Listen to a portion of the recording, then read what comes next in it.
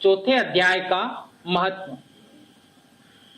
भगवान जी बोले कि हे लक्ष्मी, जो पुरुष गीता जी का पाठ करते हैं उनके स्पर्श मात्र से जीव अधम देह से छूटकर मुक्ति को प्राप्त हो जाते हैं।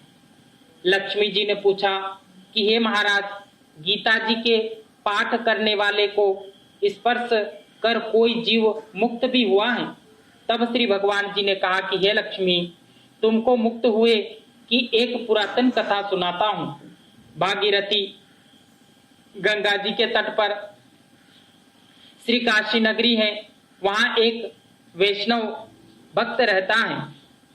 वह गंगा जी में स्नान कर श्री गीता जी के चौथे अध्याय का पाठ किया करता था।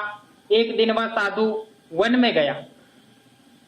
वहां बेरियों के 2 वृक्ष थे, उनकी बड़ी छाया थी। वह साधु वहां बैठ गया और बैठते ही उसको निद्रा आ गई। एक बेरी से उसके पांव लगे, दूसरी बेरी से दूसरे के साथ उसके सिर लगा।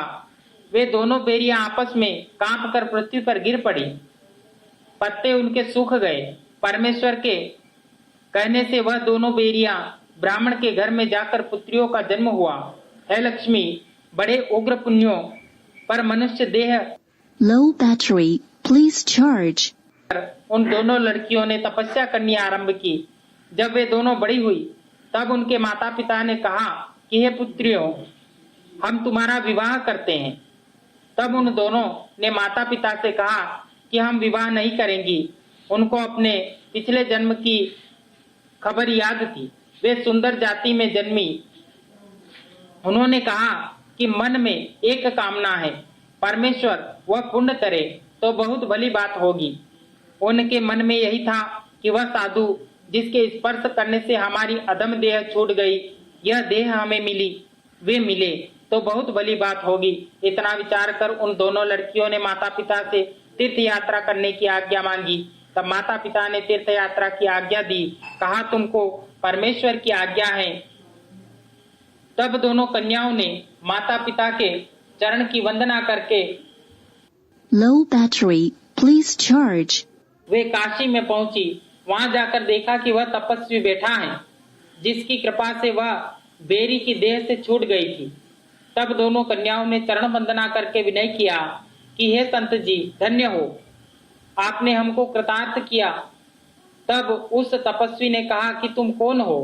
मैं तुमको नहीं जानता, मैं तुम्हें नहीं पहचानता। कन्याओं ने कहा कि हम आपको पहचानती हैं। हम पिछले जन्म में बेरियों की योनि में थी।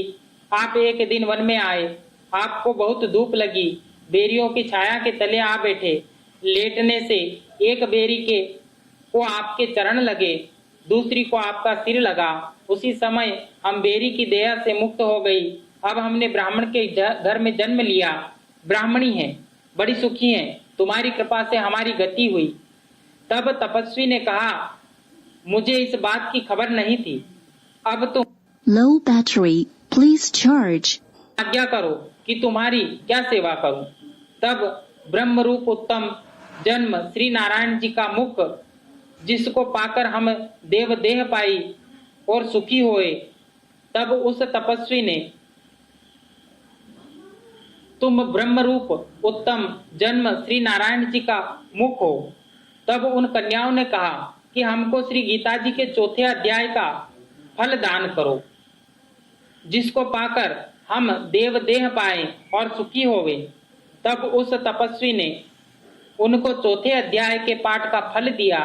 देते ही उसने कहा कि तुम आवागमन से छूट जाओ। इतना कहते ही आकाश से विमान आए और उन दोनों को देव देह पाकर वैकुंठ को प्रस्थान किया। फिर तपस्वी ने कहा कि मैं नहीं जानता था कि श्री गीता जी के चौथे अध्याय का ऐसा महात्मा है। Low battery, please charge. करने लगा। श्री नारायण जी ने कहा कि हे लक्ष्मी, अब चौथे अध्याय का महात्मा है जो मैंने तुमको सुनाया। बोले श्री गोपाल कृष्ण भगवान की।